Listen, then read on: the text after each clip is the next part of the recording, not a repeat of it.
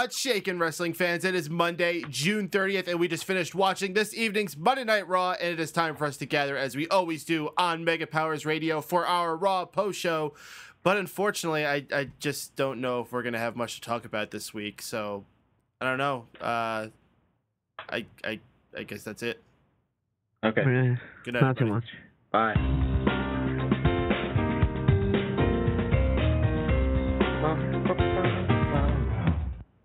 I'm just kidding. Oh my goodness, tonight's Raw was awesome. Holy shit, so much stuff went down tonight. I think you'll be hard pressed to find anybody out there who wasn't at least impressed with something that went down on tonight's show. So why don't we go ahead and start digging into things. First, let me introduce everyone that is with me here tonight. First off, I'm Mike Paden, station director here at Mega Powers Radio. Introducing the rest of folks here, the leader of the Drew crew, Mr. Drew White. How you doing? Yeah, I'm doing good. Y'all already know if it ain't white, it ain't right.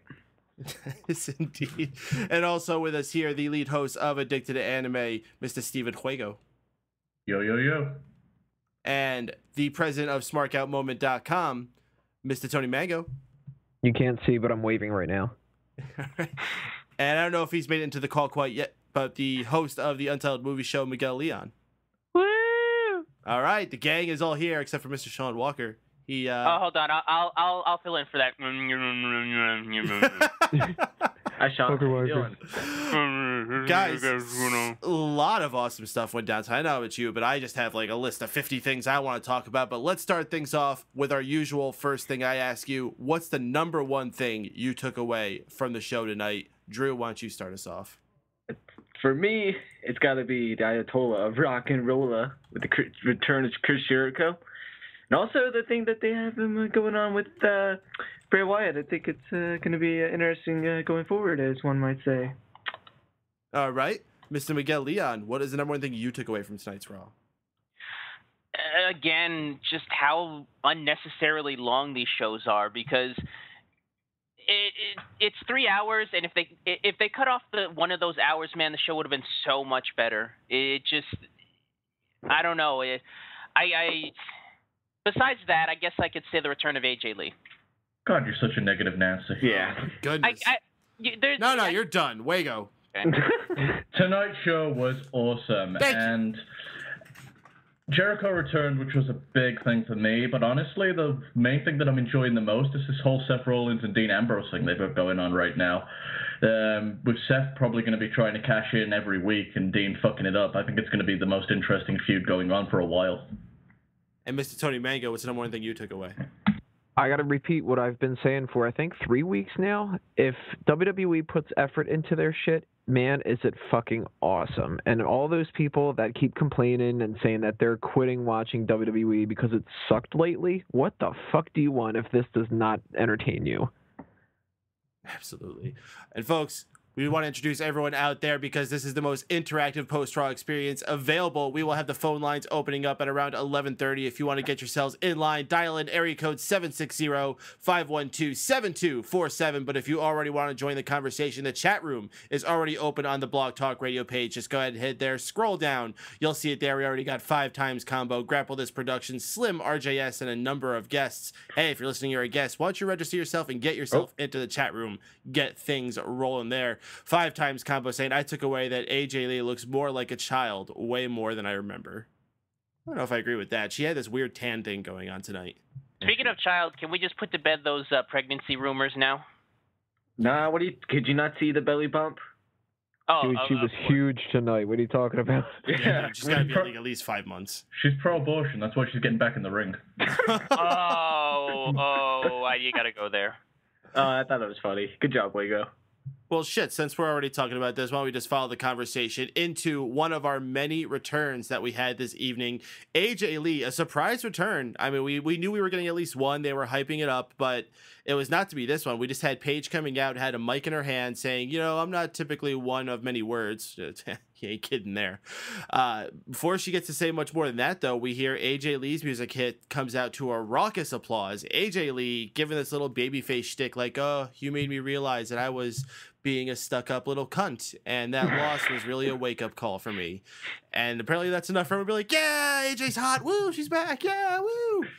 And AJ Lee manages to coax Paige into defending her title in a match where AJ Lee wins with a roll-up.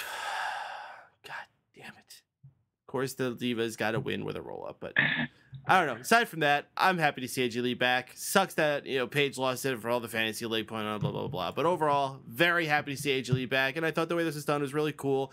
Some people don't complain that it was always too quick and spur of the moment, and I think that's all answered in the fact that they did the same thing for Paige, and it was a way of them writing themselves out of a corner they were put in.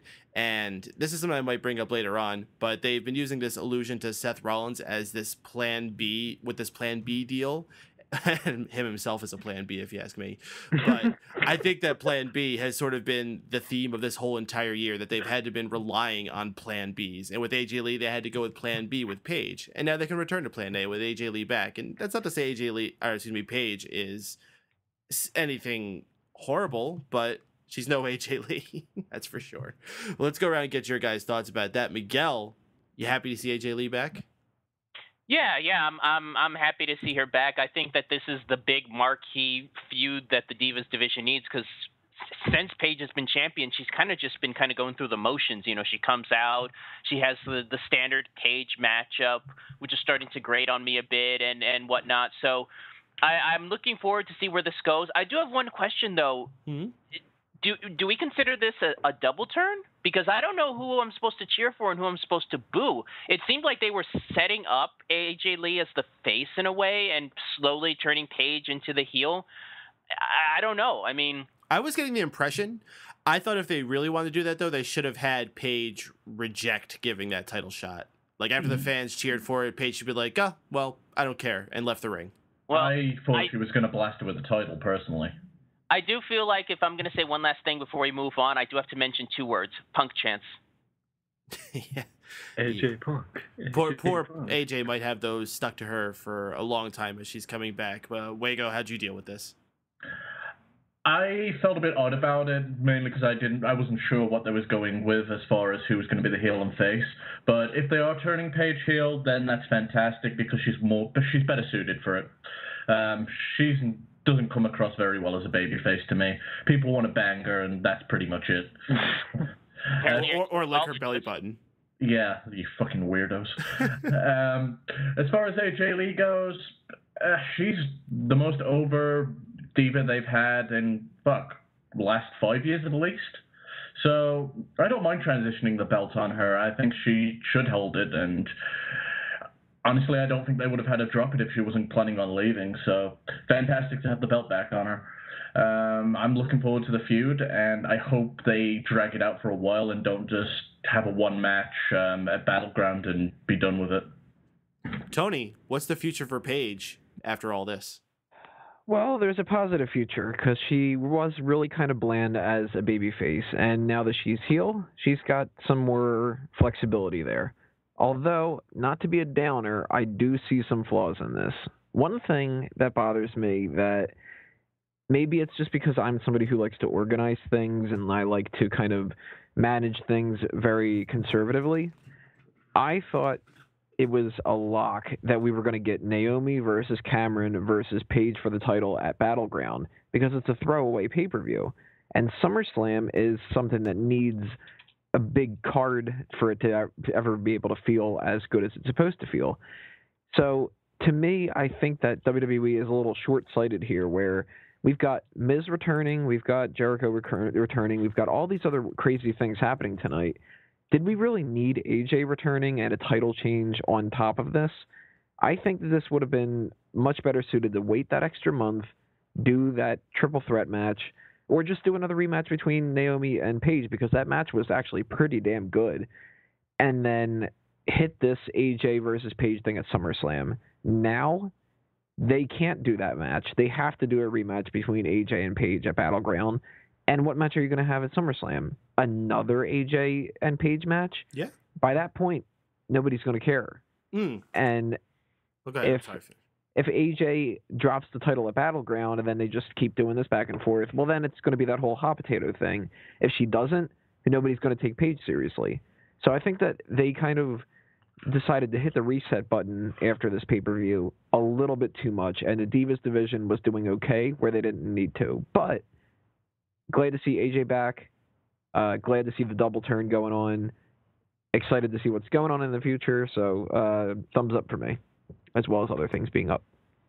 Well, let me address those points you had there.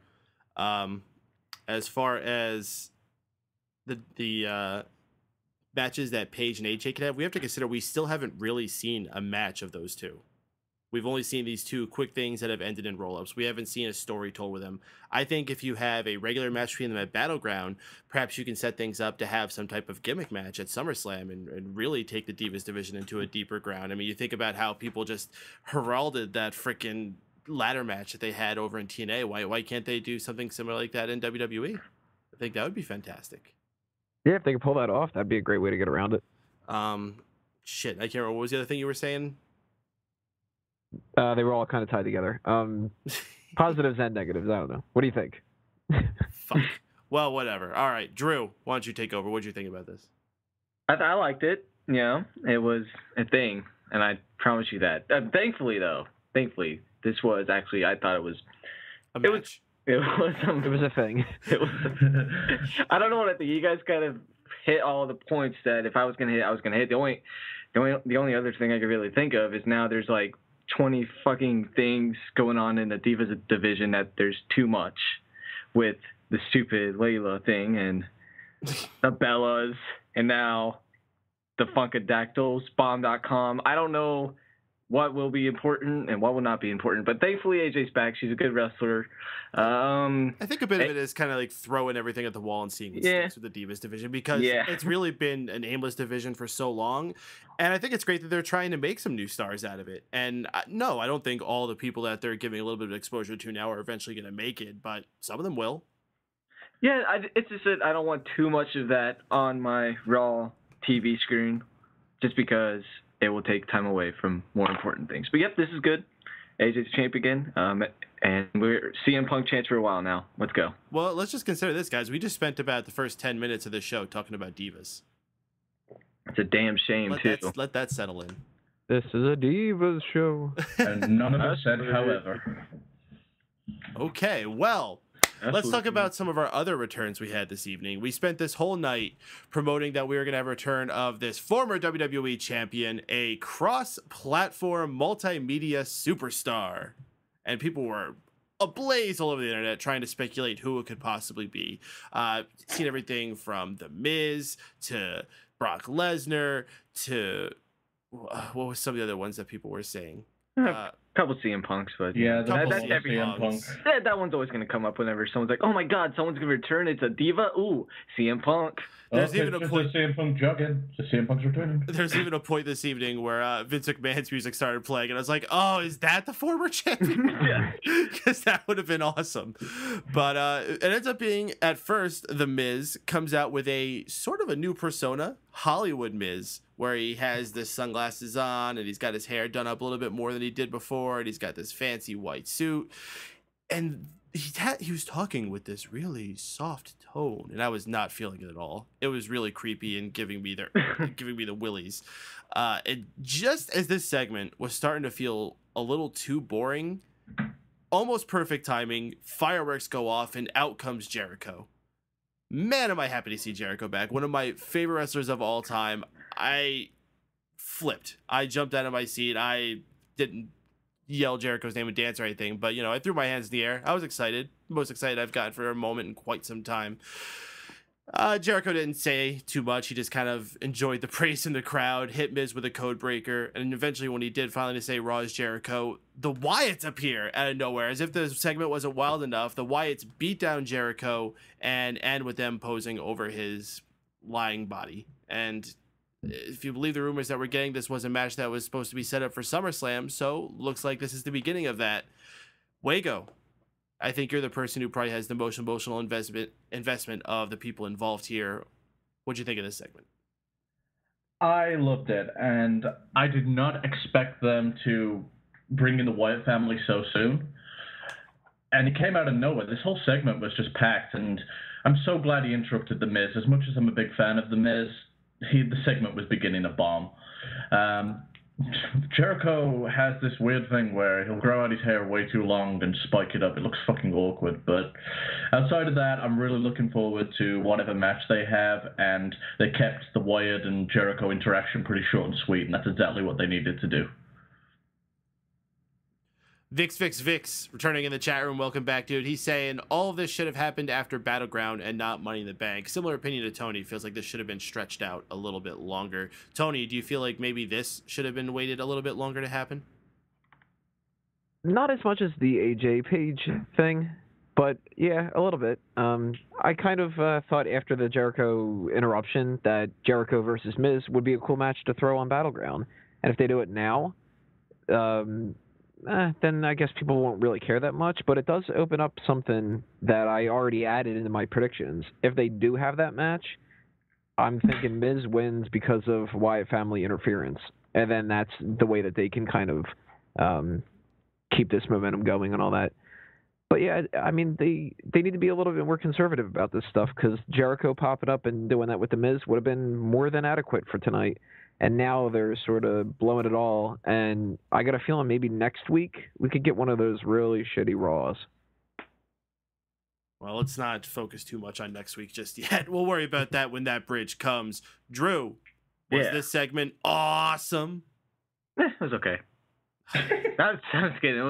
It was in depth. Awesome. I really enjoyed it. I'm kind of in the same boat as Wago. I do like The Miz. I just think he's been underutilized talent for the past couple years.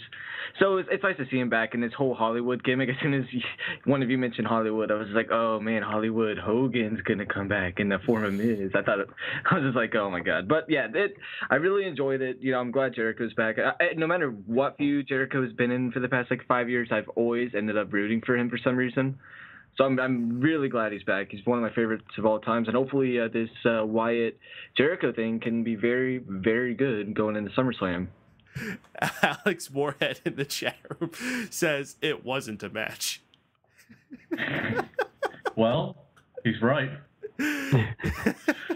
Just saying your words for you, Drew. Miguel, you happy to see Jericho back?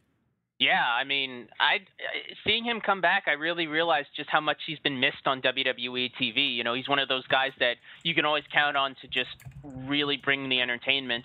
I'm really glad he popped up in this segment, because I was literally this close to turning off the show. I mean, up until this point, so little had happened in the episode. No, it goes back to what I was saying. So little had happened up until this point. I honestly, once The Miz came out, I'm like, all right, I'm done. And I almost turned off the TV. As soon as Jericho came back, though, it brought me back into the show. And I'm really glad I stuck with it. I'm not a big Miz fan, so it kind of makes me laugh that they built him up all this return just so they can build up somebody else to return after him. I think that's kind of funny. In terms of Jericho versus Wyatt, I don't know what to make of it, because on paper it doesn't make any sense, but I'm intrigued by it. I want to see what these guys can do, what type of jabs these guys can throw at each other. And, you know, the matchup is going to be pretty good, so I'm really looking forward to this. I want to see where it goes. I disagree with that one part. I think the match is going to bomb. I do want to say one last thing, though. I do kind of somewhat agree with Tony in terms of I thought the pacing of tonight's show was weird. I don't know if I would have splayed it out over the next month, but I definitely would have splayed out a lot of the third hour over the rest of the show. I think that third hour was way too loaded up, and the first 2 hours could have used the Jericho return or the Diva title change. It could have used something. It was a lot of excitement to pack into 1 hour, but I liked it. I think it was a roller coaster that we don't get very often with Raw. And especially now that we have these 3 hour shows. I mean, you're right. So often these things do drag across 3 hours. I thought, unlike you, I thought the first 2 hours were very watchable with some things that were actually really cool, such as the Jack Swagger bit and a couple other things. But man, that last hour just kicked so much ass. I think it had a lot going, but for 2 hours, like if you were to take those 2 hours and just look at it like an old school episode of Raw, this night would have probably been a bit of a bomb. I think that third hour really saved the other 2 hours, but that's just me. Well, let's start inviting some of you out there to give what your thoughts are on tonight's show. I'm going to grab one more out of the chat room here. Vix calling back to the AJ Lee bit saying, did anyone catch Michael Cole say AJ Lee has her baby back? Definitely a shot at the internet. I almost didn't pick up on that. Good catch. Shout out to everyone else in the chat room, 5 Times Combo, Alex Moorhead, Grapple This Production, Slim RJS, and of course Vix, and our own Stephen Wago holding things down for us. Lots of guests still there. Feel free to register, get yourself involved with the chat room. 2 conversations going on at once, and we're going to start opening up the the phone lines as well. If you want to dial in, get yourself in line, call in area code 713-955-0363. That's right, I finally learned that new number. Area code 713-955-0363 is what you want to dial. Get yourself in line. Use your landline. Use your cellular phone, whatever it is you like to use. You can even use Skype. Press the little Skype icon at the top. Get yourself in there. And we're going to open it up to our first caller from the 412. From Pittsburgh, Mr. JD. What's shaking, JD? Hey guys, happy early 4th of July to you all. How you guys doing tonight? Happy America Day, bro. What did you think about tonight's show, man? We're all super excited here. Did you enjoy tonight's show? Because you're often a man who's hard to impress. Well, I'll tell you, it was a good show. I mean, there were some good things tonight, however. I mean, I agree with one of the guys that said earlier, however, if they would have taken the 2 hours, how it would have been a bomb. But, I mean, obviously, however, the return of AJ was really shocking. I mean, I read it about an hour before the show happened, and I said to myself, no, it can't be. And then when they said a former world champion, however, like 4:30, 5 o'clock this afternoon, you're thinking, maybe it's Brock Lesnar, maybe it's Ric Flair. I mean, no one knew what was going on, however. But for the most part, it was a pretty good show, however. Once again, it just goes to show you that Stephanie and Triple H love to run their little bitchy mouths, however, and say, oh, Daniel Bryan is not going to give him an opportunity to win the World Heavyweight title, blah, blah, blah.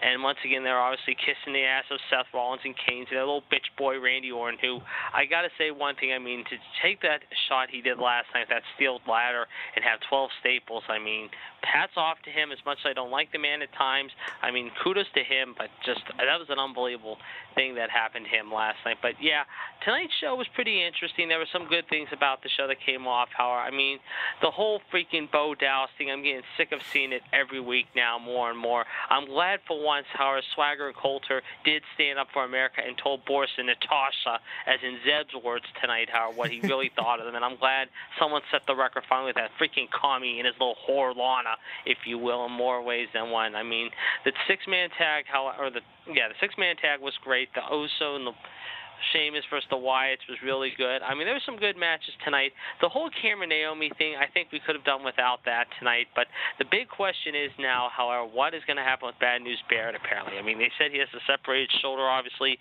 and he could be out for months. However, the question is, how long is months? Is it just maybe a month or two? Is it longer than that? We really don't know at this point. I mean, that really kind of hurts him because right now, he had a big push going, and all of a sudden, it seems like this push has stopped his momentum, if you will. Yeah, it's an unfortunate curse that seems to happen to a lot of these mid-card Intercontinental level guys, and we saw it happen to like Fandango. Dolph Ziggler happened during his world title run, and now it seems like it's going to happen to poor Bad News Barrett. This is the second time where he was arguably the favorite to go into a Money in the Bank and got injured just beforehand, having that carpet pulled out from underneath him, and now he's also lost the Intercontinental title. You have to wonder if he's going to be able to bounce back. I mean, this guy's been around for a long time now. When did he debut? Was it 2009, 2010? I think it was 9 or 10, yeah, and they finally, I mean, Vince started getting high on him right around WrestleMania, or after WrestleMania, said, let's see what we can do with this whole Bad News Barrett thing. Let's see how the fans react. And for a while, there were some cheers, however, and there was some boos, but more often cheers, however, and he was getting that somewhat pop power, and all of a sudden, however, this kind of slowed his roll a little bit. Another thing that was kind of dumb tonight, however, I mean, probably the stupidest segment of the night by far was the whole Santino Rosebud thing. I mean, really, do we need to have put that on our show, along with freaking McMahondow against the great Schmally? I mean, that lasted 5 seconds. That was like, it was like watching Diesel and Bob Backlund all over again. That's how bad it was. But getting back to your thought, but getting back to what you were saying about AJ and Paige, how you guys were all talking about it a few minutes ago as we were going on the air.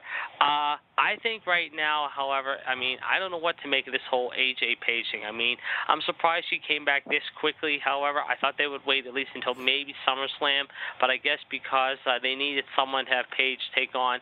And you've seen the last few weeks Paige more and more develop on the heelish side, and I think they were waiting for the right time to do it. I just think it was a little ballsy that they would go out and do it tonight. I don't know why they did it tonight, however. I mean, it was kind of gutsy that they went out and did it tonight and have AJ come back and do it the way they did, however.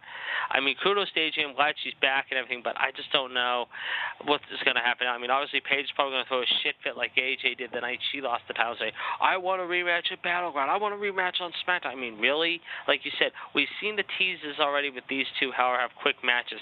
Now let's see them tell a real story, and let's see them develop a pretty good 6, 7, 8-minute type match like they did last time with Paige and Naomi, you know? Do something like that. I extremely look forward to that because I know both of these girls are capable of doing it. We've seen them have excellent matches with other people, set the standard of what the division should be for their time there.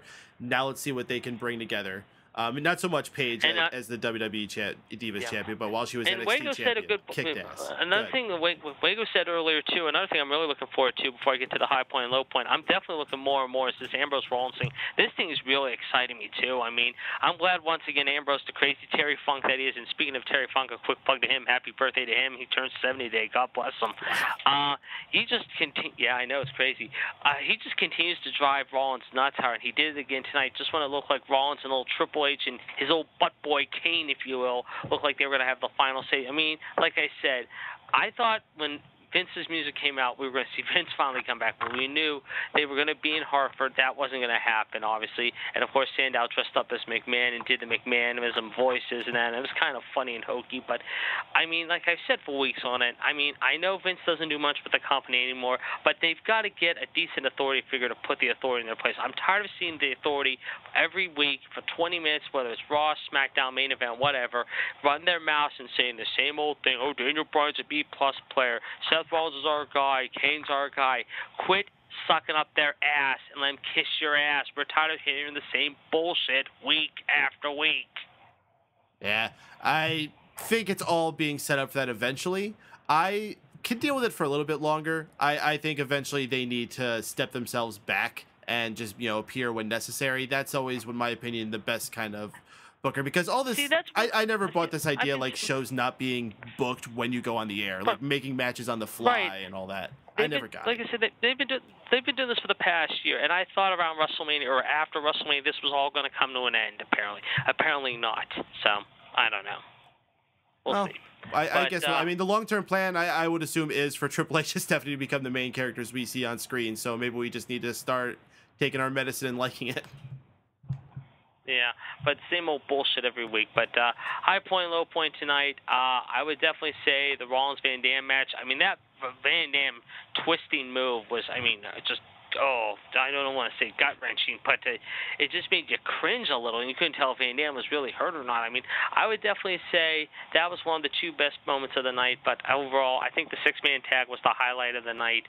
The worst match of the night, however, if you want to call it a match, was not, I'm not going to say it was the Funkadactyl Nikki match. It was the whole stupid Khali freaking McMahondow match. I mean, this is just something they should have just not even put on the show. But overall, it's going to be interesting what the reigns are going to be like with the return of Jericho and AJ. Hopefully, they'll go back to a 3-0. We'll see what happens when they announce them either tomorrow or Wednesday. But right now, I mean, they didn't even announce next week's show in Montreal or anything like that, however. And like I said to you last week, I thought it was this week. I made a mistake. It's next week. But they're already advertising that Bret Hart's supposedly going to be in Montreal as far as Monday night goes next Monday. And I imagine they might have something on SmackDown or main event maybe tomorrow night or this Friday night. We'll have to wait and see. But if not, I imagine they're going to keep it under wraps until probably next Monday before the show starts. And hopefully Bret does something and puts Stephanie and Hunter in their place, at least for one night. He's got to do something. I mean, someone's got to set the record straight with the authority. No, I think what's going to happen is they're going to have Sandow come out dressed as the Anvil. Oh, my God. That I could see. That's just scary to think that. I could see that too. I really could. That's just that'd be too funny. Or he could come off as Jimmy Hart though, have the beard and the sunglasses and the megaphone. That'd be even better. That would be great, actually. I could see that actually. It's gonna be either one of those two. We'll see something like that. You know that. I mean, they're in Montreal for God's sake, so anything can happen. Well, all right, JD. We'll talk to you on the other side of that. All right, guys. Have a great holiday. You too, man. Take care. Blow up some fireworks. Enjoy America. Eat hot dogs. All that happy horse shit. America. Take care, bro. I will definitely do it. See you guys. All right, another fun call from JD, and we invite all you out there to call in as well. Give us your thoughts about Raw and everything going forward. Lots of things happened tonight, so I'm sure y'all have opinions. Area code 713-955-0363, or you can also dial in using Skype like our next caller. Their name is Mobile Sensation. Let's get them in here. Mobile Sensation, what's your name? Where are you calling from? Well, first of all, Skype is the best way to call in because it's free. Absolutely. Continue. Okay. I'm from Barbados. Not Barbados. Nice. He's from Africa. Yes, Barbados. So officially I'm Caribbean cool. So if you're not cool, I might spit in your face. I'm cool, man. Or at least I want to be cool. So I have that going for me. Okay, I'll just keep the apple here just in case, and get out of the line. All right, I'm sorry. What was your name again? Mobile Sensation. Okay, let's go. All right then. So, what'd you think about Raw tonight, man? What was your favorite part about it?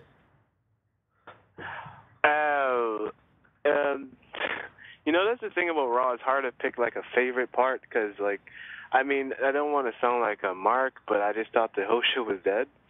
However, I guess the high was seeing Chris Jericho again. Didn't expect that. Although I didn't like that fact that he squashed the Miz. However, it was just nice to see Jericho because Jericho's one of those few guys that could pick up the mic and make you just listen. He can talk about like squash or bacon and eggs and make it sound funny. I would totally listen to Jericho talk about that. I mean, that guy is a modern renaissance man. He's done everything from Dancing with the Stars to being a rock star. Now he's back to wrestling again. Some people complain that he's one of those part-timers, but I never minded Jericho coming back in now because at least I know when he's away, he's doing something that he's really passionate about and doing it well. And then when he is back, he's always doing something awesome. Poor Miz, I do agree Miz got a little overshadowed in this segment. He deserves a little bit better, but we'll see how he gets treated in the coming weeks. Maybe he'll try to get some kind of redemption on Jericho, and then Jericho's going to have both Miz and Wyatt coming at him from both sides. What else did you like from tonight? I don't think Chris Jericho is really studying the Miz. He got his ass whooped by the Wyatt family. Well, absolutely, yeah. And in the end, the Wyatt family definitely out of Chris Jericho's picture. Well, the question is, what do you think Miz is going to end up doing in the future then if Jericho is going to be tied to the Wyatts? What is Miz going to look to do now that he's back and he's Hollywood Miz? I think Miz is going to continue what he started this week. He's going to come out next week and continue where he left off. And then someone else is going to interrupt him. And then he probably get his ass whooped again.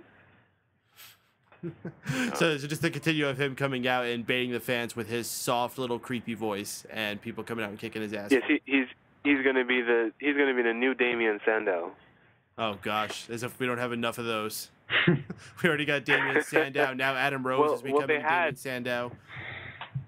They had to do that because they fired basically all the jobbers, so they had to make new ones. Oh. See, this is the problem. They have not been spending the last few years creating new jobbers, so now they got to take old stars and make them jobbers to fill in those ranks. Makes total sense. Exactly. You better be careful because you might be jobbing next. Oh gosh. Well, at least I would have a job. Yeah, but then I'll have to spit in your face. Oh no. And that would be cool, right? No. Well, what'd you think about the returning AJ Lee? Was that something that tickled your fancy? I like AJ. I always like AJ. She's one of the few divas that I like. I did not like the whole switcheroo thing though. It was kind of I think it was cheap writing. Because first Paige was like, I'm not going to do it. Then she's like, well, I guess I'll do it. So you're kind of thinking she started off as a heel, then she turned into a tweener, and then now she's going back to the heel. It was like if they didn't really know what was going on or what they wanted to do. But it was nice to see AJ Lee. I just think they kind of forced the title back on her. It was like, well, thanks, Paige, for holding the title, but we don't need you anymore. Typical Vincent man. So I think you said your high point was the Jericho return, but if it wasn't that, what was it? And then what was your low point for the night? Well, the high point, if Seth Rollins was successful in cashing in the Money in the Bank, that would have definitely been a high point. Because I don't care if it was Bo Dallas, anybody cashing in the Money in the Bank on John Cena, I would have been happy. And what was your Stephanie McMahon could have cashed in. Stephanie McMahon could have beat him for the world title, and I was still. I'll be happy. What was your least favorite? The least favorite, I always hate these squash matches. Like, who was it? Damian Sandow squashing, and then Cesaro just whooping Kofi Kingston's ass. It's like that guy is never gonna. That guy hit the glass ceiling. He was there for so long, and he hasn't even reached the main event level yet. He beats Randy Orton on many occasions, and every time he beats him, like, the crowd goes wild.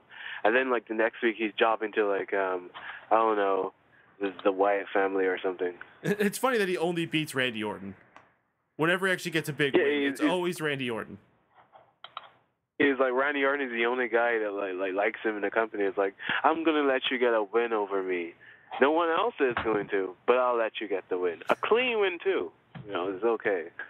John Cena's I'm never gonna pass the torch. I'm gonna die first before I ever pass the torch to anybody. The guy refuses to pass the torch.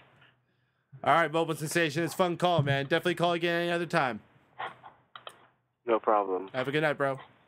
All right. Another caller here on the MPR Raw Post Show on Mega Powers Radio. If you want to get yourself in line to call, dial in area code 713-955-0363, or be like our last caller and use the Skype line at the top of the page. Chat room is also rolling nicely. 5 times combo. Alex Moorhead, who's currently typing, I see you. Grapple This Productions, Vix, and Mr. Carter. Mr. Carter. Come on. Mr. Carter. Oh my goodness. Well, next I would have to say my next favorite segment that happened on the show going down rank would have to be the Jack Swagger face turn. Yes, this actually happened. This isn't just some kind of joke we're putting here. They actually had a segment. Rusev came out doing his usual Rusev shtick. That's hard to say. Rusev shtick. And who should interrupt him but the real American Jack Swagger coming to the defense of the good old USA. Crowd goes absolutely bananas. They are 100% behind it. They're cheering him on, chanting, "Let's go Swagger." And when Zeb Coulter does his "We the People," I've never heard so much force go behind it when they say, oh my God, the crowd embraced this. And that's what made this that much more fun. I dig this, and I think it's almost a shame that this might only be for like a month until Battleground, so Swagger could just be a little bit more credible of an opponent for Rusev to take down. I hope this is something that they can continue to carry out there. I don't think Jack Swagger is the biggest star in the world, but I always think he has a lot more than people typically give him credit for, and this may finally be the combination that he needs to get himself into a cemented spot. But we'll go around and ask you guys about it. Miguel, are you buying the Jack Swagger face turn? Yeah, I'm definitely buying it. To me, it just proves what I've been saying before, that I think Rusev is a lot more over than people give him credit because, last time they had that big pop in the ring with him and Reigns, people are like, oh, it's just Reigns. People like Reigns. They don't like Rusev. But when you can get somebody to pop that huge over a Jack Swagger face turn, you've got credibility as a heel. And I really do think Rusev is starting to really get that credibility. In terms of this actual feud, this is going to be – it's very old school. It reminds me of an old school, 80s era USA type feud. I can see this being Jim Duggan against I don't know, what type of heel could they have done back then? Sheik maybe or something like that? Sure. Ivan Putski. Sure, we'll go with that. No. Tony, you tend to be a little bit more critical on Rusev and even Jack Swagger. Did they win you with this segment? Rusev didn't. I'm still going to disagree and say that Rusev is not over. I think that just people... All right, well, let me just say that maybe this is just me. Maybe I'm looking at it through biased eyes. I loved this segment. and it had nothing to do with Rusev, nothing to do with Lana.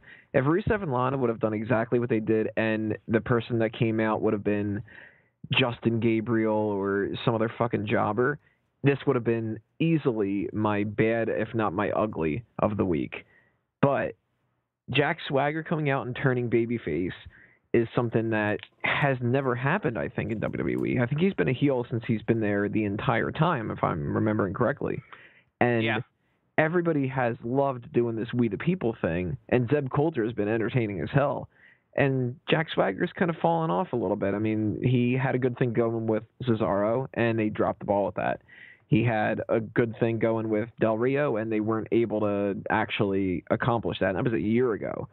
So this is something different, and it's something that gets the fans a chance to actually get behind something that they've been struggling to get behind because they're not supposed to. So I think that's the reason why this is like so over. And people like doing the USA chant because, you know, USA, America.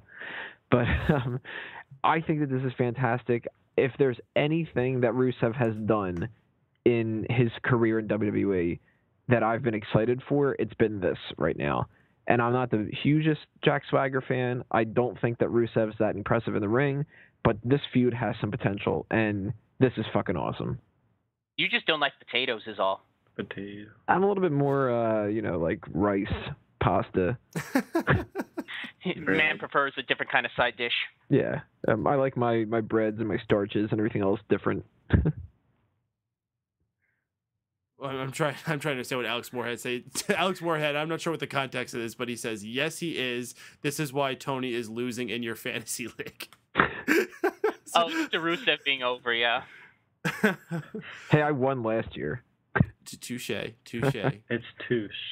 5 times combo saying he really hates Lana's voice. Why don't we take it to Wago? Do you think Rusev is over? Did he have anything to do with this segment being as good as it was, or is it all on Swagger and Coulter? It's all on We the People being fun as hell to chant, and now they finally have a reason to fucking do it. Plus, in addition to that, the crowd tonight was really good. And if anything, it was Zeb Coulter that helped this. He's just a fucking great talker, and whether you're meant to boo him or cheer him, everyone likes to get involved with Zeb. He's just fun. I'm not going to give Rusev that much credit, and I'm not going to give Lana that much credit. I still think it's fucking Kozlov with a better moveset. Well, at least he has a better moveset. Drew, did you Yeah, I dig it. This was a segment, when I say the least. Okay, I'll stop with that stuff. I think it's getting old. But anyways, I really enjoyed it. I think we've all touched on the main points. We the People over face turn, baby face turn. Swagger standing there probably high out of his mind. Zeb Coulter not playing with his mustache for once, saying words. Lana's like... I noticed Zeb Coulter hasn't been putting the wax into his mustache the last couple weeks. What's up with that? I don't know. Maybe that was to go along with the face turn. You're not supposed to look like a cartoon villain. Well, I know they got rid of baby oil. Maybe they can't use mustache wax either. Yeah. But yeah, so this was a thing, and I actually I really enjoyed it. I've always kind of supported Swagger. I supported him when they looked like they were going to give him the championship last year, but he screwed that up. And maybe this is like his last hoorah. As long as he doesn't fuck it up. So hopefully he doesn't fuck this one up, because I don't know how over he'll get as a babyface by himself, but as long as he has Coulter with him and he does a face American thing, I don't know how he's going to do it, then it should be good. All right, well, let me ask you guys just a general question. How far can they go with Jack Swagger with this? U.S. champion. I get it, because America. Well, Sheamus is having some type of open challenge on SmackDown this Friday, some kind of open American challenge. So who knows? Maybe Jack Swagger will answer the call. If he beats Sheamus, he'll be a heel. He has to. They got to keep Swagger away from the other faces and have him be the dominant face in this whole program. Because if they put him against the Sheamus, he's going to get drowned out. You really think people are that behind Sheamus? They're going to get butthurt that he loses? Not so much that the people are, but WWE is, and they're going to choose to put Sheamus over Swagger. I really do see that. Sheamus is kind of their golden boy in the main event. Above anything else, they'll put Sheamus over, hard as their like number, I would say 3 or 4 babyface. I think for the good of Swagger, he needs to stay clear of that. If anything, they could put the IC belt on him because that's up for grabs. Why not just give it to Rusev? Have Rusev enter this tournament or whatever the hell that Sheamus is going to do. He wins the title. Jack Swagger comes and starts the U.S. title feud. Mm-hmm. Now that I'd be okay with. As far as how long they can run with Jack Swagger right now, I think it's only got a couple months life in it. As soon as he doesn't have someone that is an American to feud with, then there's not much else he can really do with this momentum. They have a lot of foreigners, man. I mean, Zeb Coulter still has a lot of names on that list. Do they have a lot of heel foreigners? I thought all foreigners are heels. Well, no, there's that, and that's 1 and 2. It's We the People. They're gonna chant it now that he's face for sure. Something that could get him over. I don't know. I just don't see it having much legs. I think he's gonna fizzle out pretty quickly. Hopefully, he doesn't though. I'll give it 2 months. So SummerSlam? Do you think he'll make it past that? No. So after SummerSlam, he'll die. Okay. Oh, that sucks. Well, you heard it here. Tribute show for Swagger. Damn. Scoops.com reports Jack Swagger dies at SummerSlam. How many points do you lose in the fantasy league if that happens? If he actually dies. Is that a vacancy thing? Or? I think we're going to move along onto this one. Why don't we just go chronologically to the show now? Our first segment had Triple H and Stephanie calling out John Cena to show him that he is the new cover boy for the 2K15 video game. And I got to say, I kind of dig it. What'd you guys think about our new 2K15 cover? Oh, it's good. I liked it. It was spectacular. It had John Cena on the front. Sucked. It's better than the one from 2009 that just had Triple H and Shawn Michaels on it. I don't get why you only have one person on there. WWE is about having multiple fucking characters that you can get invested in if you don't like someone, so why not do that with a cover? Didn't SmackDown Shut Your Mouth have 6 or 7 people on its cover? I don't know. I don't remember that far back. I like that game. That was probably my favorite of the old SmackDown games. What they would usually do is they would have one big star, but then they would have a bunch of little smaller things in the background of that person. And now they're not even doing that. It's usually just one guy with a generic production background they just put behind him. Well, hopefully they do what they did for the last year's title, where there's a fan creation for a contest and you can flip your cover around, and last year it was Daniel Bryan instead of The Rock on the back of it if he flipped it over. So hopefully they do that. I've already been seeing some excellent Photoshop recreations. I think my favorite is the one that has Squidward come up to it and just put the Squidward nose on it. It's there. Now it's art. I don't know, but Cena gets told that he is going to be in a fatal 4-way at Battleground featuring himself, Randy Orton, Demon Kane, and Roman Reigns. And if for any reason that Cena does manage to survive that match, there's always a plan B, and out comes Seth Rollins. So that's the story they're telling with that. Seth Rollins comes out for a pretty good match with Rob Van Dam. I got to say, I should expect it because they're both crazy stars who have lots of high spots, but I wouldn't have expected them to tell a match that has a good back and forth. I would expect it to have to be carried by other people. These are two guys you would put in a Money in the Bank and have them have flashy moves against each other, but hell, they had an excellent match, and once again, the crowd was super hot throughout the whole thing, and it made it that much more enjoyable. Wago, you're a resident RVD fan. I'm sure you love this match. Yeah, except the fucker lost. Costing me points again, but yeah, it was a fun match, and these two have got some good chemistry together, and unfortunately they can't do it again. We've already seen it twice, so I've had my fill after tonight. Of Rob Van Dam? Of this combination. Of Seth Rollins and Rob Van Dam. Yeah. Oh, you don't need to see it. I'm pretty getting over Seth Rollins versus anybody. I see Drew's even yawning about the idea of Seth Rollins versus anybody. Miguel's probably asleep already. Miguel, you there? Yeah, I'm here. Seth Rollins versus RVD. What'd you think? I know this is probably going to be a bit timely, but I woke up late, so I missed the first half hour of Raw. Well, it's good. You got your nap in before rather than after.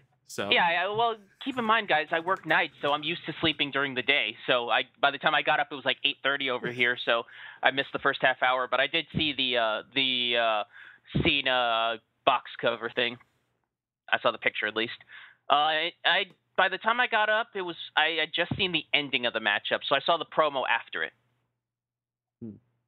Tony, you're our critique of these things. Break this match down on a scale of 1 to 10. How was it? All right, well, I'm not going to... You're an asshole. Quick little note. I'm still kind of smiling at the Demon Kane comment. we were joking around the other day about that. What was the thing that was capitalized? I got a text. One of those fucking texts that WWE sends you out whenever anything happens, and it was something about how Kane was having a match on SmackDown, and it specifically noted his name was Demon Kane with the D capitalized. So now that's the proper noun of his name, Demon Kane. So it's his first name. Like, his last name's been Kane this whole time, which must mean that Undertaker is Undertaker Kane. It's Undertaker Kane and Demon Kane are the two brothers. As far as Seth Rollins goes, though, I've always said about my RVD stuff, but I actually think that they have good enough chemistry that I like this match, and I'm not tired of Seth Rollins yet. I think that Seth Rollins has actually been doing better work lately, and I'm more of a fan than I've been in the past couple of months. Even when I really, really liked the Shield as a babyface unit, I still was like, meh, Rollins is kind of like the weak link of the team and all that. But I buy him being Money in the Bank right now. Mr. Money in the Bank, not being Money in the Bank. He's not the briefcase itself. Maybe he lives in the briefcase, though. It's better than a little cardboard box. But I like where they're going with this. I think that I believe more in him than I have in the past. I think he's got a lot of potential in the future. And I like seeing him face off against people that can be worth something. I was going to say worth a damn, but that sounds like I was going for a pun of RVD. But actually be able to lose and make somebody look better. If it was him against, the Heath Slaters and stuff, then I wouldn't care, which is kind of why I don't give a shit about the Rusev stuff. But Rollins is doing great work. I think he's going to be doing even better work coming up in the future. And if that means RVD has to lose some more matches, I'm enjoying them. So, good. Well, pay attention to Smack Talk this week for our full analysis of the Money in the Bank pay-per-view, including that Money in the Bank briefcase match. But a little bit of spoiler for that. I'm just going to tell y'all, I think Seth Rollins is the worst Money in the Bank briefcase holder ever. Ah, damn, I was waiting until Friday to hear that one. Oh, God, way to Rudy, you fucking asshole. Now I want to do the show. Shit. Well, there goes the Ask Him. Who does Paden think is the worst Money in the Bank? Oh, my God, Paden. Jesus Christ. Worse than Jack Swagger, really? Absolutely. Worse than Sandow? Worse than Edge? Oh, my gosh, even Kennedy? Wait, Edge is awesome. Yeah. But you'll have to tune in this Friday to find out. Yeah. To find out how awesome he is. Even... Oh, never mind. Oh, Drew, I saved you to last again. I apologize. But you got anything you want to add to this? Alex already said this was a match in the chat, so I don't have to say that. Alex is just going to be in charge of that from now on. Essentially, this was the first match that led to a bunch of good matches tonight, and I think that's what made this Raw better than a lot. Almost everything was enjoyable. The only match that really sucked was maybe the Bellas and McMahondow thing. But yeah, this was the beginning of what would be a good night of Raw. After that match, Renee Young goes for an interview with Seth, but Dean Ambrose interrupts and saying that anytime that Seth Rollins goes to cash in that Money in the Bank, Dean Ambrose would be there. And we touched on this a little bit, but I want to say I am definitely digging that story. If they have to put that Money in the Bank on Seth, this is an awesome way to do it. Have someone who's always going to be on his tail every single time that he tries to cash it in. I would have absolutely loved it, actually, if when he went to cash it in this evening, that it actually went through, and then Dean Ambrose came out, and then that was it. That was the end of the briefcase. I would have been totally okay with that. You know what? Why don't we just go ahead and bring into our main event Roman Reigns and John Cena teaming up against Randy Orton and Demon Kane, our 4 participants in the Fatal 4-Way at Battleground. Triple H is our guest on commentary. I didn't even notice him there. I don't think I heard a single word he said the entire time. Kane ends up attacking Cena until there's a disqualification in the match and ends up laying John Cena out with, 2 or 3 tombstone pile drivers. Triple H calls down Seth Rollins with the Money in the Bank briefcase. However, the referee is an idiot, takes too long to ring the bell, so you can bet he's probably one of the next referees to get fired. Ambrose comes down and attacks Rollins out of the arena, if you believe what Michael Cole said about 10 times. Kept calling him Seth Rollins. I don't know what the hell happened to him. He must have gotten some Novocaine during the last segment. Kane goes to attack John Cena. Roman Reigns comes out for the save, and that's how we go off the air at the end of the show. Again, like I said, I like what they're doing with Dean Ambrose and Seth Rollins telling the story where he's always going to interrupt him. Would have been totally fine, though, if it actually went through. And again, Seth Rollins becomes another unsuccessful Money in the Bank cash-in person. We'll go around and get your guys' thoughts about how all that played out. Wago, what about you, man? I couldn't really care about this match. I had a hard time getting into it, and I don't know if it's just when you get to that final hour you just get tired out, or if it was just not that good of a match. As far as the whole storyline goes, as I mentioned before, I love this whole Dean's going to fuck over Seth's chances every chance that he gets. It's something different, it's something we haven't done before, and it adds a bit more substance to this feud other than, hey, you hit me with a chair. So I'm looking forward to it because these guys can both really go in the ring, so their matches are going to be awesome. And hopefully the Money in the Bank is going to be on the line, and maybe the briefcase gets transferred over to Dean at some point. So overall, couldn't give a crap about the match, loving the storyline, and I like that they're teasing Roman Reigns versus Triple H with how they went off air tonight. Yeah, indeed, because there was those reports going out saying that our SummerSlam match might be Roman Reigns versus Randy Orton, and I don't like that anywhere near as much as Roman Reigns and Triple H, so I'm happy that that was what was being teased there. Drew, why don't we get you in nice and early on this one? Ooh. Oh, man, my notes, I wasn't ready yet, but I guess I'll go. I liked it. It was good. The match was good. The segment after the match was pretty good. I like what they're doing with Dean and Seth Rollins. Apparently, they've been listening to Smack Talk in the Diva segment for my intake. But anyways, it was. I liked it. You know, it makes it interesting. Hopefully, they do something along the lines of he tries to cash it in each week. Can't do it because Ambrose is always there being he's being a dick. Essentially, he's been a cock blocker. He's a cash-in blocker now. So yeah, that's the thing. That just happened, and now I'm done. Okay. Miguel, how long do you think you can take this same story being played out there, and do you think Seth Rollins will eventually be able to outsmart Dean Ambrose?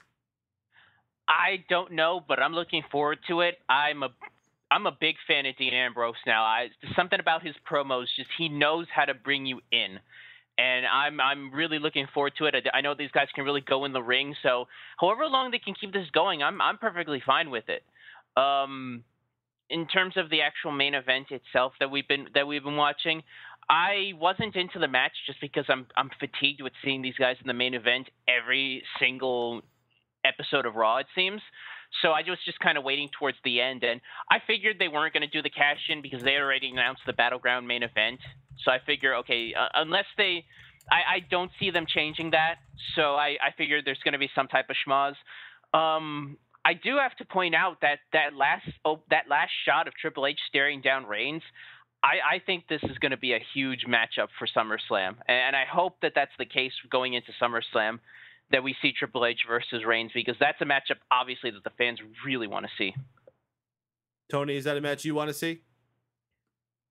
Not as much as earlier in the year, but I tell you what, if we get Orton instead of Triple H, that's no comparison. It's got to be Triple H. And that has a lot of potential to be a really good match on top of that. The build is going to all depend on what they do in the meantime, because just saying those two names together isn't the same as if you were to say to me, Shawn Michaels is coming back and he's going to face The Rock or something like that. The names alone aren't selling the match, but it has a lot of potential. This match, by the way, we had for the main event, did not watch more than 45 seconds of it.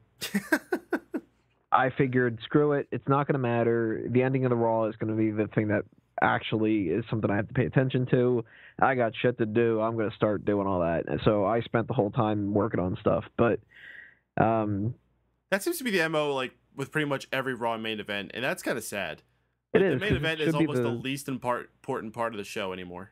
It should be the selling point that makes you go, well, I finally waited until this, and now it's going to be the best thing, and I can't wait to see what happens next week. And I popped more for Jack Swagger turning face than this kind of a thing. But one thing Sorry. Well, part of it's because it's another tag match, and we're used to this rhythm of the people get thrown into tag matches before the pay-per-views, and you know that nothing really big is going to happen until the end of each match. It's not like midway through John Cena's going to turn heel or something. Like, so the segment itself, meh. The tombstone, I actually didn't even see that he did a couple of them. I thought he only did one. And I was like, shit, they're really selling this one tombstone, aren't they? One fucking tombstone, and Cena's like, completely out of it. But I did think it was funny that Triple H was yelling at the ref. He said something like, "You're an idiot, Connor," or something. Like, just see this like sad ref meme coming out of that. But segment, meh. Dean Ambrose thing, fucking loving that. I am really excited about what they're going to do with this, with stopping the Money in the Bank cash-ins and all that. It could get old, and they obviously can't do that for an entire year because these two aren't going to feud for a whole year. But it's something different. It's cool. I'm really into that. Miguel, you had something you wanted to say before? Like I said, going back to the comments I made, I think the big problem with these main events is it's usually the same 4 or 5 guys just kind of cycled through. I think that's where a lot of people just get tired of it. Like going back to when the Shield Evolution match feud was going on, it seemed like every week we just had one member of the Shield versus one member of Evolution, or 2 members of the Shield versus 2 members of Evolution. And I mean, there's just, when you've got a week-to-week show and you're trying to build stuff up, you kind of burn people out on it. And I think that's one of the reasons why these main events just feel so fatiguing. That's not a bad analysis. Wago, you had something you wanted to add as well? One thing I'm hoping they're not going to do here is, throughout the whole, I think it was last year, Triple H would tease constantly having matches with a variety of different opponents, be it Big Show or John Cena or whoever, and then we never got it, and we finally got the Daniel Bryan one, and I think that's only because Punk got injured, so I'm hoping they're not just teasing it for the sake of teasing it. Well, Triple H might need a match coming up at SummerSlam. I mean, it depends if he feels like lacing up for it. That is one of the big pay-per-views of the year, or at least they try to say it is. At this point, let's just throw this out there. Is Money in the Bank above SummerSlam at this point? No, because Brock Lesnar's isn't there. They wouldn't. They market it as SummerSlam's the bigger deal, but I always find there's more buzz around Money in the Bank just because the fallout of it. I didn't know it was the June pay-per-view was Money in the Bank until like 2 weeks before the actual show. I didn't know that this year. The more you know. Shooting star. You know what I would kind of compare it to? A lot of people go back and forth between whether or not the Royal Rumble is bigger than WrestleMania overall. I mean, obviously WrestleMania is the show, but I've heard a lot of people make arguments that WrestleMania wouldn't be anywhere near as good if the Royal Rumble didn't set it up. And I think that that's kind of a way to bring out Money in the Bank and SummerSlam. I think they tried to make SummerSlam the big media event that WrestleMania is. I remember the first time they started doing that, and they spent all their ad revenue talking about like all the celebrities that are there and where it's going to be at. It's in LA, it's Hollywood, blah blah blah. And it seems like they've slowly but surely gotten bored of that concept, which is why I think there is that argument about it. In terms of the actual event, it hasn't mattered for a while, and that really is due to the fact that they really haven't made SummerSlam matches really mean anything going forward. I mean, it's not like the old school where they would get like 3 or 4 months to build up a matchup for SummerSlam, or even in the case of WrestleMania where they have the whole, beginning of the year to build that up. They just kind of build it up within the beginning of the month, and it's a regular pay-per-view. What was it last summer? We had CM Punk and Brock Lesnar. Was that the match on there? Yeah. Yeah, fuck that match. They had what was the title? match? Bryan and Cena. And then Bryan and Orton. Oh. Actually, that was pretty cool. I gotta give him credit for that. Was a cool ordeal. Yeah, but that's just the exception. That's not. I wouldn't consider that the rule. I remember a match.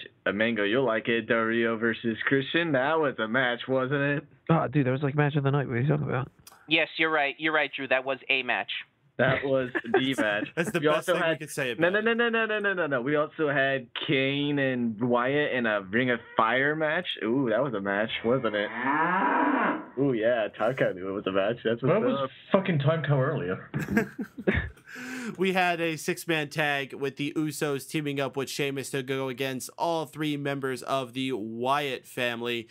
I honestly didn't get as high in this match as I see a lot of other people getting. People were saying it was a fantastic one of the matches of the night, and I just thought it was fine. Luke Harper gets the victory after his discus clothesline, I believe they're calling it. The Wyatt family got a new entrance last night, which they did their full family entrance tonight. But last night, Harper and Rowan got some new music. They did this cool thing where they both walk side by side from the camera, and I'm digging that. And that gives me a lot more optimism about the future of Harper and Rowan as a tag team. And once again, I think Harper was the strongest looking member of the whole family in this matchup, and is the person I most look forward to watching the career. Not Bray, certainly not Eric Rowan, though Eric Rowan has won me more over the last couple of nights. He's not as worthless as I thought he was. Funny how that's been working out with people. Seth Rollins first, and then now Eric Rowan. What if Eric Rowan ends up being the breakout star and ends up winning Money in the Bank next year? Oh my goodness. That would be a thing. Miguel, did you catch this match? Which matchup was it? No, I know which one you're talking about. I think I was in the restroom at the time. Honestly, I think we've seen this matchup before on SmackDown, which is why I just didn't pay attention to it. Oh, so you watch SmackDown? From time to time. That's a shame. I can at least catch the first hour of it. I wouldn't be surprised. They often repeat matches between Raw and SmackDown. Wago, what'd you think about it? It was a solid match, nothing special. That's all I gotta say. Drew?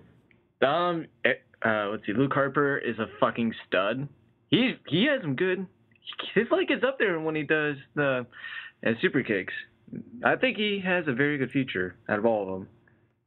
Tony? Yeah, there's really not much to talk about in this. It was fine. Bo Dallas comes out, has a moment of silence for the Fallen Warriors, Daniel Bryan and Bad News Barrett, and this went on and on. It was great. The crowd was like just getting hotter and hotter and hotter as it was going on for, I think it was probably about a good 2 minutes. Bo Dallas, once again, being the excellent character that he is. Didn't have a match tonight. It was just that, but well worth it. Anything anybody want to add to that? This was fucking stupid. No, Why? Why do you think it was stupid? I get what they was going for, just to hold on to be obnoxious. It was fucking boring. You know, I think what helped me. No, Bo's ring was in front of him. He was on the stage. It was Bo's stage. Ah, fuck, I forgot the commentators did that. I set myself up for that, didn't I? I thought this was great. I fucking loved it. Thank you. Like, he's sitting there eating up all of that time, and he's not doing a damn thing. And the commentators did a good job selling it, too, of just, like, what's going on in the fucking JBL. Like, shit. Hold on, like, especially JBL. See, this is the reason why we like Bo, is because it's fucking stupid to the point it's something we'd come up with in general conversation. I actually tried to do a sketch like this when we were doing a sketch comedy show. It would have been the best video ever, and it would have just been 10 minutes of us sitting down and not saying a damn word. So this is exactly my type of humor. I thought this is fucking hilarious. Bo Dallas is fucking awesome. Yeah. What wasn't as awesome is we had a handicap match, Nikki Bella against the Funkadactyls. I missed what happened here. I guess like Cameron had Nikki Bella set up for a pin, but Naomi tagged herself in and took the pin from her, causing the Funkadactyls to argue.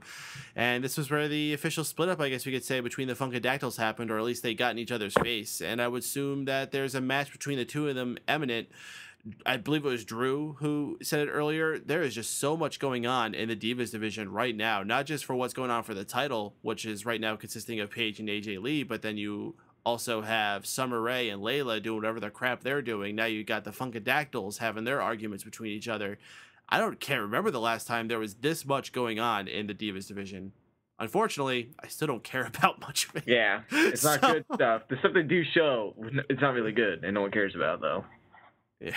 I don't know, anything you guys want to add to this breakup we're having here? Are anybody here looking forward to this match? It will not be the bomb.com, I promise you that much. Yeah, what was that? I didn't understand that at all. If you watch Total Divas, Cameron, whatever the hell her name is, she usually says the bomb.com, like, a lot. That's awful. It's females, and it's... I just hope the URL links to a porn site or something. No, I don't think it does. I think it's just like one of those fake websites or something like that. At least her saying the bomb.com is better than when she does that girl bye thing, because that's fucking stupid as well. Yeah, Church. Go ahead. No, that was it. It was just church. What the fuck's going on? I was just churching. Go ahead, Miguel. No, I was just gonna say I know I drafted Cameron to my team, but I don't know about this whole thing anymore. I might have to shake things up a bit, especially with all the new people coming in. No. I think you're just fine the way you are, Miguel. I think we're gonna have some crazy things going down with the fantasy league throughout this week. What the hell else happened on the show? Oh my goodness, McMahondow. Not quite yet. I think this is something else we should have talked about earlier. Actually, our favorite superstar, Vacant, after losing the World Heavyweight title last night, rebounded and became Intercontinental Champion tonight after Wade Barrett was stripped due to the injuries that he sustained on SmackDown when being thrown into a barricade by Jack Swagger. Just saying. Jack Swagger threw him into the barricade. Vacant was the real WWE champion returning tonight. Absolutely. But Intercontinental title up for grabs, and it's going to be decided in a battle royal at Battleground. So we've learned a number of our matches for Battleground, which is rare that we learned a number of these matches so far before a pay-per-view. Usually they wait until 2 weeks before. But big news for that. Bad News Barrett was really trucking along, getting a lot of momentum about it. It seems like they were setting up for a big babyface turn. It had to have been the favorite going into that Money in the Bank briefcase match, and it's all crumbled out beneath him very, very quickly. Is he going to be able to rebound, though? Tony, do you think he's going to be able to do it, or is this pretty much going to spell the end for the story of Wade Barrett? I think it all depends on what WWE is willing to do, because there's one good thing that happens with the Wade Barrett character right now that they might overlook, and if they overlook it, they fuck him over. If they don't, he's got a chance, and that's he can still do this character if he can't wrestle. Mm-hmm. He spent so many months doing it and building up this kind of a reputation and didn't have like a single match. So if he's out with a shoulder injury, it sucks because he can't, stick it in the ring, fight some people, get some feuds going like that. But there's nothing that says that he can't come out there and cut a promo. And it's not the same as like Naomi's eye injury where she was told that she can't fly. So she was really stuck at home the entire time. It's not a leg injury where he can't walk out. None of that stuff. You put him in a sling, you give him a microphone, he could still be Bad News Barrett. So it all depends on how much effort they want to put into it. And if they can keep the momentum going and maybe turn him into a babyface because of that, that's the key to the whole thing. What do you think, Drew? Do you agree to that? Yes. Okay. Whoa. Okay, sorry. I was just saying yes. I forgot with the question. Yes, I do think Wade Barrett, I hope they do something with him. Except, this is like his 5th time he's been injured, and he's going to take a lot of time off. I don't know how long. They said it was a separated shoulder, right? How long does that usually take to heal? Is there a medical doctor? It depends on what you do. I mean, it depends if you tear ligaments, if you rip muscles. I mean, it could take a long, and everyone's body heals differently. They said he's going to be out for a number of months, so it's pretty ambiguous how long he's going to be out. Yeah. As much as I hope he's not buried, but I just don't know at this point. I think he might be fucked. I think after this point, it's kind of like some of the other characters they've had who's gotten injured so much. They want to do something with them, but they're too afraid to. Get better by now because of just injury concerns. Not his fault, but hey, sometimes you're a little fragile. Hopefully, even if he can't wrestle now, hopefully he still does a Bad News Barrett character for the next couple months, like Mango said. But I just really hope they don't fuck this up. Miguel, who do you expect to succeed Wade Barrett as the Intercontinental Champion? Well, Vacant right now. Yeah. Quick question: are we allowed to draft Vacant? No. All right. I just figured I'd ask. But in terms of who can take his spot, I would probably honestly put The Miz in there. If they have nowhere else to put The Miz in and he was just brought in to be the catalyst to bring in Chris Jericho, you could slot him in and have him win the title and just kind of hold on to it. It gives him something to do because, honestly, I don't know where else they could put The Miz in terms of storylines. If they're going with the Wyatt versus Jericho feud that it seems like they're building up towards. In terms of what you guys have been talking about with Bad News Barrett, I think this is it. WWE does not normally give second or third chances, and this guy's already been pushed twice and fallen under due to injury. I think he's going to get the Ahmed Johnson treatment. He's just going to kind of falter, and he's probably just going to be a mid-carder for a while. I would be surprised if they kept any sort of momentum on him going forward. Wago, wrap us up on this. I think he'll be fine in the long run. I think the best thing to do is don't keep the gimmick on TV. Have him come back with a big face turn so he can get that Road Warrior pop, and he'll be all set to go. Oh, goodness. We had a match between Cesaro and Kofi Kingston.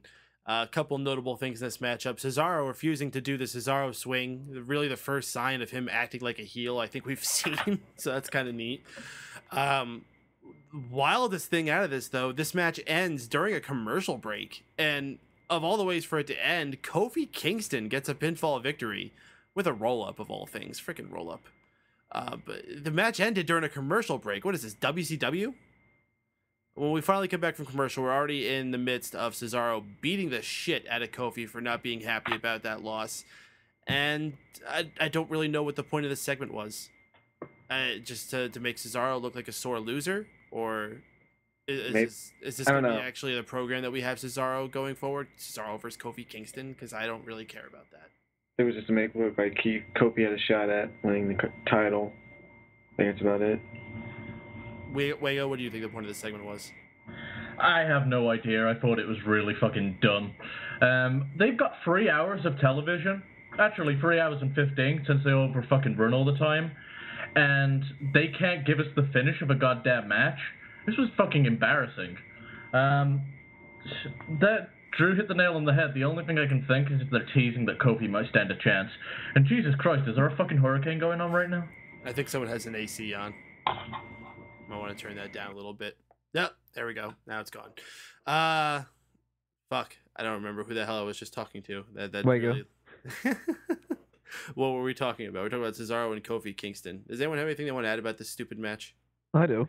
We'll go. I actually am in favor of what they did. Okay. And there's one main reason. Why the fuck not every once in a while? The WWE app is so pointless, and you never see anything on it that matters. Is this one match going to be something that's like, oh, I'm quitting watching wrestling forever because I didn't see the end of, Kofi roll up Cesaro? It doesn't matter. It's not a title change. It's not a heel turn or anything like that. It's Kofi getting a roll up. If Kofi would have gotten a roll up and that would have been on the air, nobody would have given a shit. So why not do it on the app? Make the app people think that they're actually getting something out of doing that. And it's just kind of the same mentality as when you have, like, a fake title change happen at a house show. And then people go, well, maybe I should go to those house shows because something can happen every once in a while. Otherwise, we're going to fall into the same thing as SmackDown territory. Nothing happens on SmackDown. Why do I have to watch it? Nothing happens on the app. I already deleted that off my phone. Now, maybe if they're going to start doing that, maybe I'll bring it back. So it doesn't make Cesaro look bad. It was a roll-up, and we didn't even see it on the air. Cesaro beats the shit out of Kofi. Kofi looks better because he won the match, and I see nothing negative about it. It just comes across as such a technical faux pas. And I remember the days of Raw where they didn't even take commercial breaks during matches. All commercial breaks happened after matches. And I was a bigger fan of that, and I wish they would bring that back. Anyone have any thoughts they want to add on to that one? Nope, fantastic. We had a horrible backstage segment featuring Santino Marella, who's trying to throw some type of summertime party, but nobody showed up. But in comes Adam Rose, and he's got twisted tea. Whoa, whoa, whoa, oh, that bee looks hot. Whoa, whoa, whoa. Oh, that's about all I got to say about that segment. That bee jacked that beer.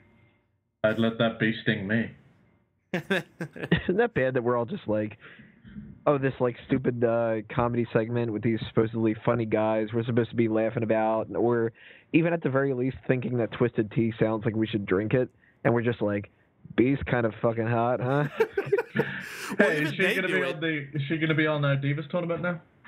She should be. She's hotter than fucking Oksana, who's still in it. She should be the best ancillary character of the year. But they had to have known. Didn't she just get dropped? Yeah, but she's still in the tournament technically. Although I would definitely vote for the bee over her. Oh. She's the bee's knees. Now I forgot what I was going to say. Thanks, Miguel. The Sorry. B. You're welcome. We're just going to sit here B-top, and that's tell what we're talking about. No, we had a match with Dolph Ziggler and Fandango. Summer Rae enters in the middle of the match, kisses Dolph Ziggler, and that causes Fandango to get distracted enough for Dolph Ziggler to get the pin after a zigzag. This whole thing with Fandango, Summer Rae is stupid. Either just bring them back together or let it freaking die. I don't care. Anybody care? Yeah, let it die like Swagger. I think you're forgetting the most important thing about this. Dolph Ziggler actually won a matchup on Raw. Yeah. Yes, he did. He won a matchup. Yeah, the only one who really cares is Mango. I cared once. It wasn't very exciting. Woo, he wins a match. He might win multiple matches now, Mango. He wins a match like once a month. Like they'll throw him a bone once a month and get a win over somebody. I know who he's going to throw a bone to. Summer Rae. It's funny because they made out in the ring. Paden's excited. You said throw. And I saved the best for last. Goldust and Stardust against Rybaxel. And my only note on this is, thank goodness Rybaxel went back to wearing trunks, because that singlet he was wearing last night looked goofy as hell. Yeah. Looked like an old man wearing that singlet. Stardust gets the win. He does this mic check looking move. Another new move for him to have in his arsenal. And that's that. Anybody want to throw any notes on that one? Kind of looked like, what's Miz's finisher?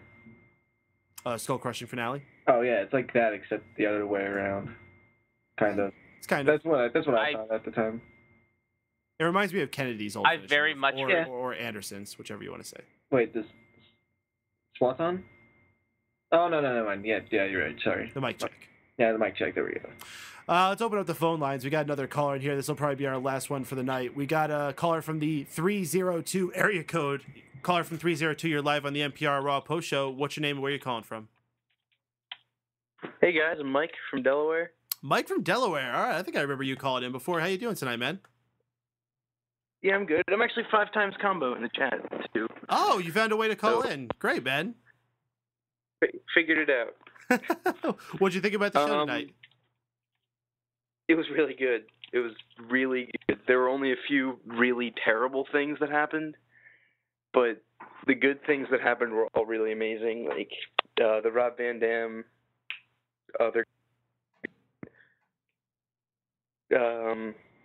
just a lot of good.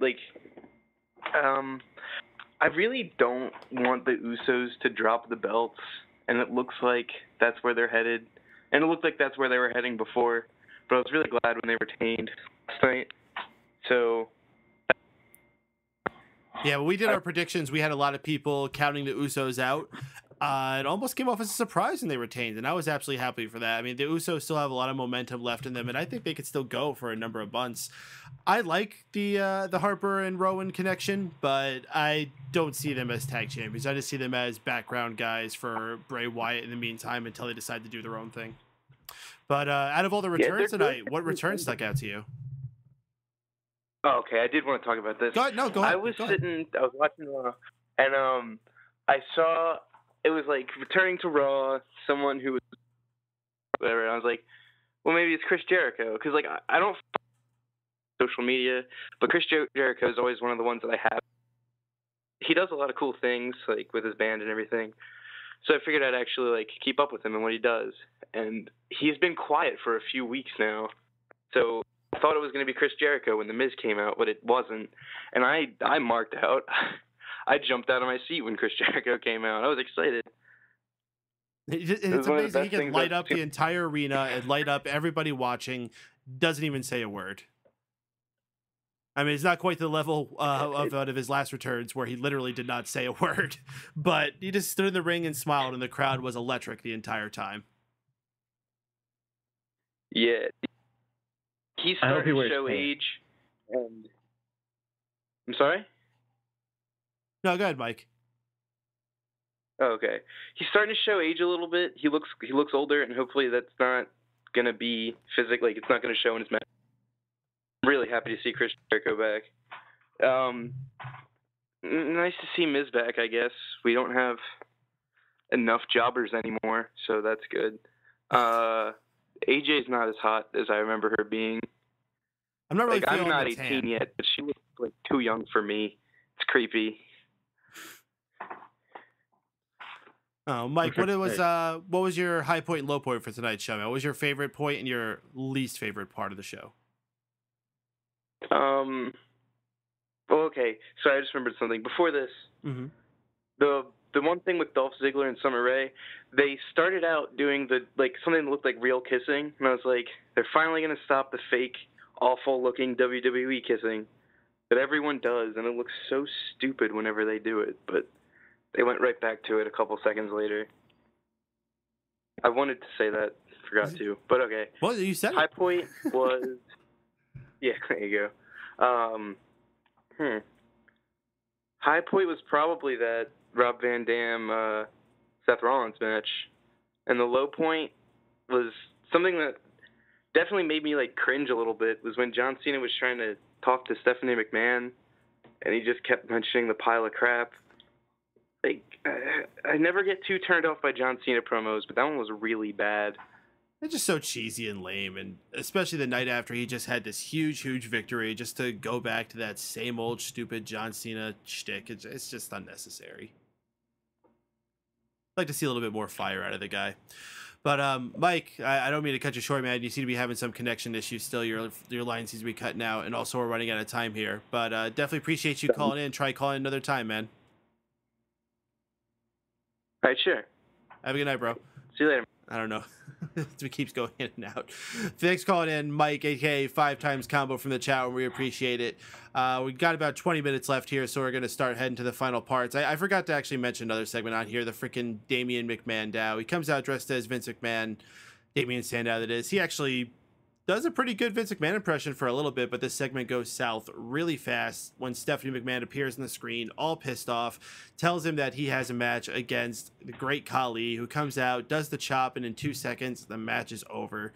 And it just soured me on the whole damn segment, because I was liking where it was going at first, and then... anything you guys want to throw into that? Was that a fart? It was a raspberry. Oh, okay. It is a shame, though, that this went from really funny to just shit. Which is kind of a thing that usually happens with Khali, doesn't it? Anytime Khali comes out, makes things worse. Whether he's dancing or he's wrestling, if you could call that wrestling. I don't remember the last time he's breathing. I genuinely enjoyed a Khali segment. I can't remember any time I remembered a Khali. Oh, no, I remember the last time I enjoyed a Khali segment. It was when, I forget who it was against, but there was a singing contest, and they were singing Christmas carols, and it went to the Khali, and it was like, fa-ra-ra-ra-ra, fa-ra-ra-ra. That was pretty awesome. But aside from that, anything where it involves him actually being in a match, not so great. But anybody want to take us home on this segment? It was a match. It was... Actually, it was a match. I was about to say no, it wasn't, but you're right. It was technically a match. I wouldn't call it a match. Well, with that, this will probably be part of it. Let's start checking out what our good, bad, and ugly would be from tonight's show.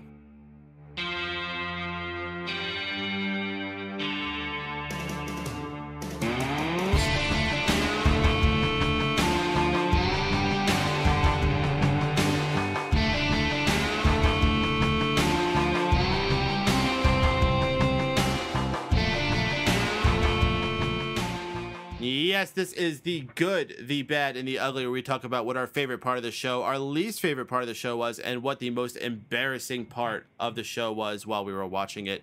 And for that, let's start going around. Mr. Drew White, why don't you start us off with your good, bad, and ugly? Okay, my good, it's going to be 2 things. It will be the return of Chris Jericho. And then we're also going to go with that RVD Seth Rollins match. I liked them both. My bad, I don't know. There's not really that much bad on the show, but if I was going to have to pick out a bad, I don't like picking out Divas segments, but I kind of have to at this point. It's just going to be the Naomi spiel.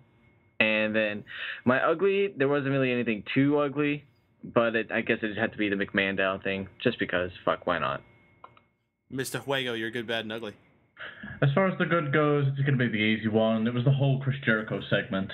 As far as bad goes...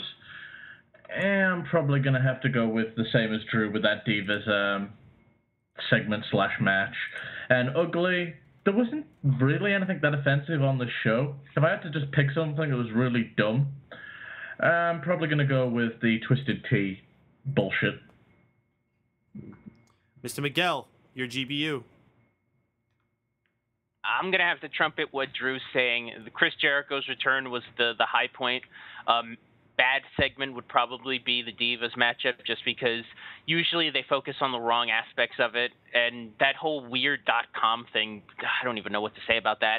And Ugly's the McMahondow segment. I mean, how has the mighty have fallen is all I can say in that regard.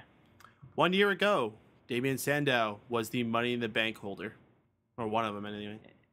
Yeah, gives you hope for Seth Rollins. Tony Mango, you're good, bad, and ugly. Well, everybody went with Jericho, so I'm just going to be a little bit different here. I'm going to say my good is the Jack Swagger face turn. I think that has a lot of vitality to it, and even though I did like the Jericho thing and all that, that should get a little bit of credit too. My bad, McMahondow, because the first half of it was awesome, and the second half was equally as terrible. And my ugly, everything about the Twisted Tea commercial except for the B. Absolutely. Is that very PG, promoting alcohol on their show? That's a very good question. None of them were drinking it, right? No, and I guess it is just tea. No, it's There could be a lot alcohol. of kids that It's want got alcohol in it. Let's grab some of them out of the chat room. The good, the frenetic this is from Grapple This Productions, by the way. The good, the frenetic pacing of the show. The bad, Triple H in the hood. Speaking of Bonics, that was actually really funny. Yeah, I fucking laughed at that. That was almost as good as his Bad News Barrett impression. Which he did again on this past Friday SmackDown, by the way. He's really like running that one for all it's worth. Right. Why didn't he just take the Intercontinental title and pretend he's Bad News Barrett when he's gone? Actually, that'd be fucking awesome. And his ugly is the awkward Divas title change by a roll-up. And also Alex Moorhead saying good was the 6-man tag team championship match as well as Y2J. The bad was the Damien Sandow segment. And the ugly is every time Cena wins. Well, there you go with that one. And my own personal good, bad, and ugly tonight. I'm actually, Tony kind of took my idea. I wanted to give the secondary appreciation to the Jack Swagger face turn tonight. And another reason why I want to point it out is because, of course, a Chris Jericho return is going to go over like gangbusters. Of course, an AJ Lee return is going to go over like gangbusters. Last week, if you told me Jack Swagger was going to turn face and every single person in the arena was going to stand on their feet for the most boisterous We the People of all time, I might have needed some convincing. Tremendous way that this all played out, and props to Jack Swagger, props to Zeb Coulter, props to the crowd, and I will even say props to Rusev and Lana for being a good foil for that to happen. My bad, I'm going to say, is the stripping of Bad News Barrett. Not of his jacket or any clothes, I mean of the Intercontinental title. I'm not saying it wasn't the right thing to do. I just think it's highly unfortunate that he was a rising star, and to see this happening to so many people over and over, and I guess you just be getting used to it as a wrestling fan, but to just have seen it happen to Daniel Bryan, now have to happen to Bad News Barrett as well, just crummy. And my ugly, I think this is actually going to be a unanimous one, is that damn Twisted Tea commercial. That was just so freaking stupid. Waste of time. And Santino's new shirt is very phallic looking. Just throwing that one out there. Have you seen the We the People shirt where it's just Jack Swagger's the Jack Swagger Grope shirt? Yeah, that thing's fucking awesome. When he first wore it and did his actual gesture, it fit perfectly. Yeah, it's all great until you start getting women wearing it, and then it's awesome. Ooh, I see what you're doing there. All right, guys, let's start wrapping things up here. Let's give each host a little bit of time to talk about all the things they're doing in their lives that they think you should know about. Mr. Drew, why don't you start us off?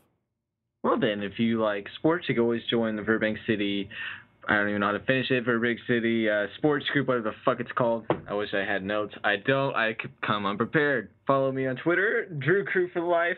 Fuck Tony's Tykes, because I always say that for some god reason, I don't know why, and that's it. Wago.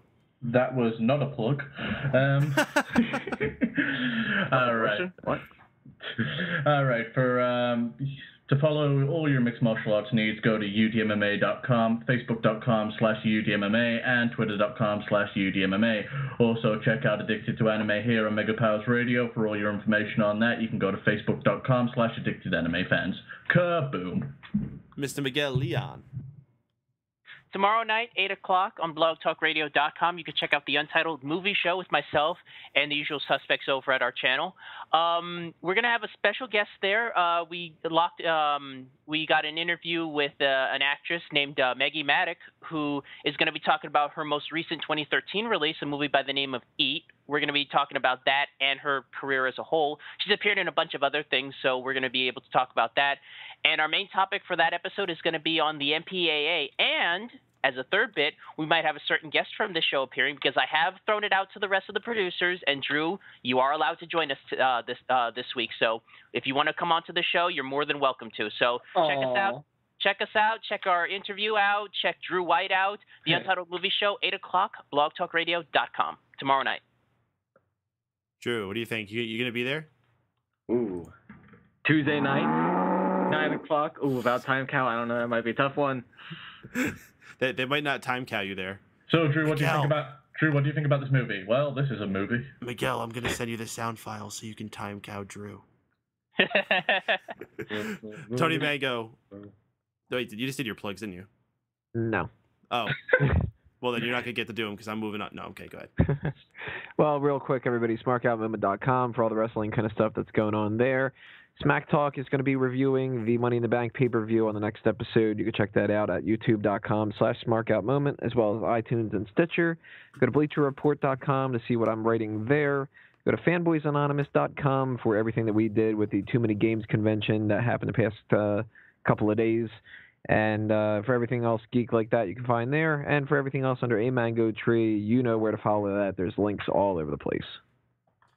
And that's going to be wrapping us up here on Mega Powers Radio for our Raw post show. We appreciate everyone who got involved this night. Lots of callers, lots of people on the chat room. It was a super exciting night, both on Raw and for us here on the Raw post show. If you enjoyed it, please join us every single Monday night. We're here on megapowersradio.com following the conclusion of Raw, and it's the most interactive post-Raw experience available. We always invite you to get involved in the chat room, on the phone lines, via Twitter, on our Facebook page, even in our Facebook group. If you haven't yet joined that, check out it. It's called The Mega Maniacs. It's in the show notes. I'm going to start putting the link there every week. Go ahead and join it so you can keep in contact with us all throughout the week with things that are going on in the wrestling world. And until next week here on Mega Powers Radio, I'm Mike Paden for Miguel Leon, for Drew White, for Stephen Wago, and for Tony Mango.